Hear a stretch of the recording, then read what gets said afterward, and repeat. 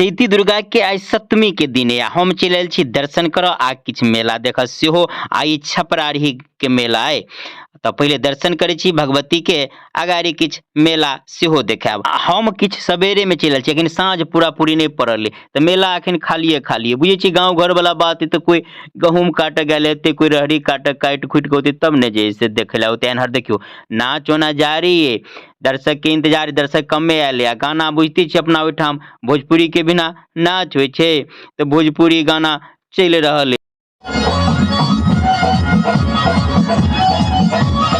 आ ओहि भोजपुरी गाना के मजा खाली छोरे मारने सब नहीं ल रहल है। देख लियो बूढ़ बुजुर्ग सेहो इत्मीनान से बैठ कर आनंद ल रहल है गाना के।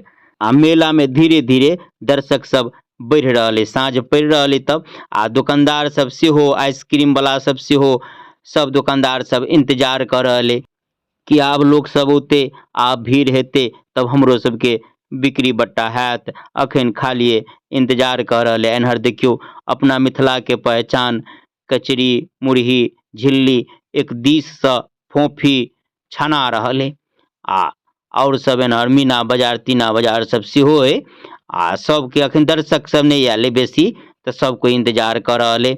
आ मेला में देखियो सब किछ के दुकान है। संक्षेपे में सबटा मेला अपने सबके देखा देली।